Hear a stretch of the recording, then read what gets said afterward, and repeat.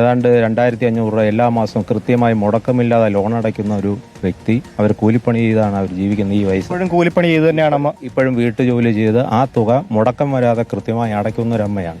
അപ്പോൾ യഥാർത്ഥത്തിൽ പോലീസ് ചെയ്യേണ്ടത് അവരോടൊപ്പം നിൽക്കുക എന്നുള്ള സമീപനമാണ് പോലീസ് സ്വീകരിക്കേണ്ടത്.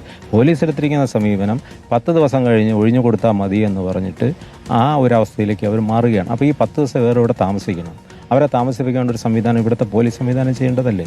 അവരെ വീട്ടിൽ നിന്ന് അവരെ ഇറക്കി വിടുന്ന ഒരു സംവിധാനത്തിലേക്ക് പോലീസ് പോകുന്നത് ഈ നാടിന് അപമാനമല്ലേ? ഞങ്ങളുടെ മുന്നിൽ വരുന്ന പ്രശ്നങ്ങൾ ഇതാണ്.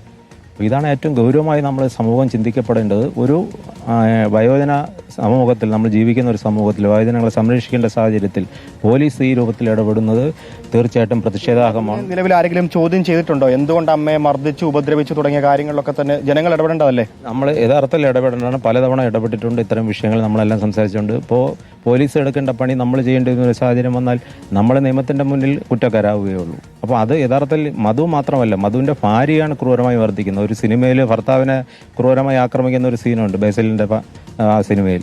അതിനേക്കാൾ ക്രൂരമായാണ് ഇവർ ആക്രമിക്കുന്നത്. ഇപ്പോൾ ഈ സംഭവം ഉണ്ടായ ഇവരുടെ ചുണ്ടിൽ ഈ 8 തയ്യൽ വന്നത് ആ സ്ത്രീ അവരുടെ മരുമകൾ ആക്രമിച്ച് ബന്ധപ്പെട്ടാണ്. ഇതിനു മുമ്പേ ഇവളെൻ്റെ അമ്മ അടിക്കണത് കണ്ടുകൊണ്ട് എൻ്റെ കുഞ്ഞമ്മേരെ മോൻ വന്ന് എന്തടിന്ന് ചോദിച്ചു. അവൻ്റെ ആ ഒരു അപ്പോഴത്തെ അമ്മയെ അടിക്കുന്നത് കണ്ടുകൊണ്ട് അവളെ ഒരടി കൊടുത്തു, ഒരു 2-3 കൊല്ലത്തിന് മുമ്പ്. അപ്പോൾ അവനെ ഇവൻ നല്ലവണ്ണം ഉപദ്രവിച്ചു. അന്നും നമ്മൾ കേസെടുക്കാനൊന്നും പോയിട്ടില്ല. ഇത് യഥാർത്ഥത്തിൽ അവനെ അവിടെ നിന്ന് മാറ്റുക, അവനെ അമ്മയ്ക്ക് പരിപൂർണ സ്വാതന്ത്ര്യം, അമ്മ മരിക്കുന്നത് വരെ അവിടെ കിടക്കാനുള്ള അനുമതി വേണം. എന്തായാലും എടുത്തു പറയേണ്ട ഒരു കാര്യം, കഴിഞ്ഞ 6 വർഷം മുൻപ് സമാനമായിട്ടൊരു സംഭവം ഉണ്ടായിട്ടുണ്ട്. ആ സംഭവത്തെ തുടർന്ന് ഫോർട്ട് പോലീസിൽ കേസുമായതാണ്. അമ്മയെ മർദ്ദിച്ചതുമായി ബന്ധപ്പെട്ട് മധുവിനെതിരെ മുൻപും പരാതി ഉണ്ടായിരുന്നു. ആ പരാതിയുടെ അടിസ്ഥാനത്തിൽ മധു പിന്നീട് ഈ പ്രദേശത്ത് നിന്ന് മാറി താമസിച്ചു വരികയായിരുന്നു. പിന്നീടാണ് ഇപ്പോൾ ഈ അടുത്ത കാലത്താണ് വീണ്ടും ഇവിടെ വരികയും സമാനമായിട്ട് തന്നെ അമ്മയെ ഉപദ്രവിക്കുന്ന ഒരു സാഹചര്യം ഉണ്ടായത്. ഇത്തവണയാണ് ഇപ്പോൾ അമ്മയ്ക്ക് 8ഓളം സ്റ്റിച്ചുകളും കൈക്ക് പരിക്കും ഒക്കെ ഏൽക്കുന്ന ഒരു സാഹചര്യം, ഗുരുതരമായ സാഹചര്യത്തിലേക്ക് കാര്യങ്ങൾ നീങ്ങുന്നതിന്റെ അടിസ്ഥാനത്തിൽ തന്നെയാണ്. ഗൂഗിളിന്റെ ഒറ്റ ചോദ്യം കൂടി, ഗൂഗിൾ, ഈ മധുവും ആ ഭാര്യയും അവരിപ്പോൾ എവിടെയാണുള്ളത്? ഷിഹാസ, ഈ വീട് കഴിഞ്ഞ് ഞാനിപ്പോൾ നിൽക്കുന്നത് ഈ അമ്മ ഇപ്പോൾ നിലവിലുള്ള വീടാണ്. ഇത് കുടുംബത്തിന്റെ അല്ലെങ്കിൽ ബന്ധുക്കളുടെ വീടോ ഒന്നുമല്ല, മറ്റൊരാളുടെ വീടാണ്. ഈ വീട്ടിലാണ് ഇപ്പോൾ അഭയം പ്രാപിച്ചിരിക്കുന്നത്. ഈ വീട്ടിൽ നിന്ന് ഏകദേശം ഒരു 5 വീട് മാറിയാണ് ഇപ്പോൾ ഈ മധുവും കുടുംബവും താമസിക്കുന്നത്. കുടുംബ വീടാണ്. അമ്മയുടെയും മൂത്ത മകന്റെയും അതിനുശേഷമുള്ള ഇളയ സഹോദരിയുടെയും പേരിലാണ് ഈ വീടുള്ളത്. മധുവിന്റെ പേരിൽ വസ്തു ഇല്ല നിലവിൽ. പക്ഷേ ഈ വസ്തു നിലവിൽ ഇപ്പോൾ മധു പണയം വെച്ചുകൊണ്ട് അല്ലെങ്കിൽ ഈട് വെച്ചുകൊണ്ട് 5 ലക്ഷം രൂപയോളം ഈ വീടിന്റെ പേരിൽ വാങ്ങിയിട്ടുണ്ട്. പക്ഷേ നാളിതുവരെ ഒരൊറ്റ തുക പോലും തിരിച്ചടച്ചിട്ടില്ല. ഈ അമ്മ തന്നെയാണ് ഇപ്പോൾ 73-ാം വയസ്സുള്ള അമ്മ തന്നെയാണ് ഈ പല വീടുകളിലും പണിയെടുത്തുകൊണ്ടാണ് ഇപ്പോൾ ഈ ലോണിന്റെ തുക അടച്ചുകൊണ്ടിരുന്നത്. ആ ഘട്ടത്തിലാണ് ഇപ്പോൾ മധു ഉപദ്രവിക്കുക കൂടെ ചെയ്തത്. അതിന്റെ അടിസ്ഥാനത്തിൽ ഇപ്പോൾ അമ്മ ഇപ്പോൾ ഈ വീട്ടിലാണ് അഭയം പ്രാപിച്ചിരിക്കുന്നത്. ഏകദേശം 5 വീട് മാറി ഇപ്പോൾ ഇവരുടെ താമസമുണ്ട്. പക്ഷേ അവരുടെ പ്രതികരണത്തിൽ എത്തിയപ്പോൾ തന്നെ വാതിൽ അടച്ചിട്ടിരിക്കുകയാണ്. അതുകൊണ്ട് തന്നെ നമുക്കിപ്പോൾ അമ്മയുടെ അടുത്ത് നിന്ന് മാത്രം പ്രതികരണം തേടേണ്ടതായിട്ട് വന്നു. പ്രദേശവാസികളൊക്കെ മധുവിനെതിരാണ്. കഴിഞ്ഞ 6 കൊല്ലം മുൻപും സമാനമായിട്ട് ഈ അമ്മ ഇത്ര വലിയ ഒരു പരിക്കമ്മയ്ക്ക് പറ്റിയിട്ടുണ്ട്. മുഖമാസകലം പരിക്കാണ്, കൈ ഒടിഞ്ഞ അവസ്ഥയാണ്, ശരീരമാസകലം മുറിവുകളുണ്ട്, പരാതി കൊടുത്തിട്ടുണ്ട്. പോലീസ് ഇന്നത്തെ ദിവസം അവിടേക്ക് വന്നിരുന്നോ? അമ്മയോട് കൂടുതൽ കാര്യങ്ങൾ ചോദിച്ചിരുന്നോ? ഈ മധുവിനോടും ഭാര്യയോടും ഒക്കെ കാര്യങ്ങൾ ചോദിച്ച് മനസ്സിലാക്കാനൊക്കെ പോലീസ് ശ്രമിച്ചോ?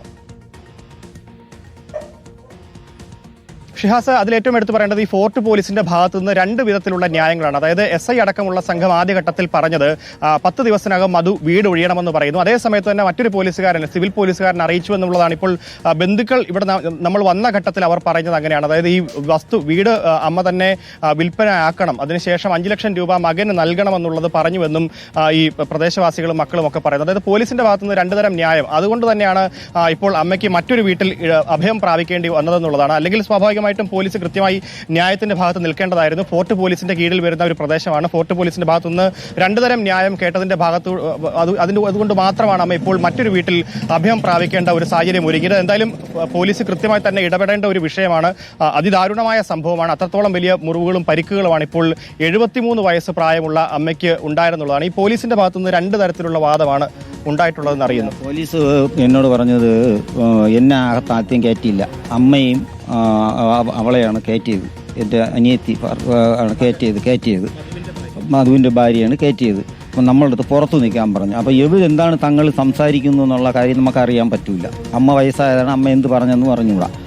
അപ്പം നേരെ എന്നെ വിളിച്ചിട്ട് പറഞ്ഞു, കേസ് എടുത്തു കഴിഞ്ഞാൽ 2 പാർട്ടിക്കും ബുദ്ധിമുട്ടാണ്, അതുകൊണ്ട് ഒരു ഒത്തുതീർപ്പാക്കണം എന്ന് പറഞ്ഞു. പോകാമെന്നാണ് പോലീസും കരുതിയത്. അതെ, അങ്ങനെയാണ് പോലീസും കരുതിയത്. പിന്നെ അമ്മ അപ്പോൾ പറഞ്ഞു അമ്മയ്ക്ക് അവനെ ശരിക്കും പറഞ്ഞാൽ ഇത്രയൊക്കെ സംഭവിച്ചിട്ട് പോലും അവനെ ഉപദ്രവിക്കണമെന്നോ അവനെ പോലീസിനകത്താക്കണമെന്നോ ഒന്നും പെറ്റ അമ്മയാണല്ലോ, സ്വാഭാവികം അങ്ങനെ സംഭവിക്കുകയുള്ളൂ. അപ്പോൾ അമ്മ പറഞ്ഞു എന്നാൽ 10 ദിവസത്തിനകത്ത് വീട് മാറണം, വീട് മാറി തന്നേ പറ്റൂ, എനിക്ക് ഒറ്റയ്ക്ക് സ്വൈരമാറ്റി കിടക്കണം എന്നുള്ള രീതിയിൽ സംസാരിച്ചു. പോലീസ് അങ്ങനെ എഴുതി വെച്ചു. 10 ദിവസത്തിനകത്ത് മധുവിനോട് മാറാനും പറഞ്ഞിട്ടുണ്ട്. 10 ദിവസം ആയിട്ടില്ല, ഇന്നതുവരെ 10 ആയിട്ടില്ല, മാറാനും പറഞ്ഞിട്ടുണ്ട്. എനിക്ക് പെറ്റീഷൻ കൊടുത്ത രസീതും തന്നു. അമ്മയുടെ ആശുപത്രി സർട്ടിഫിക്കറ്റും ബാക്കി കാര്യങ്ങളെല്ലാം ഫോട്ടോ കോപ്പി എടുത്ത് സ്റ്റേഷനിൽ ഏൽപ്പിച്ചിട്ടുമുണ്ട്.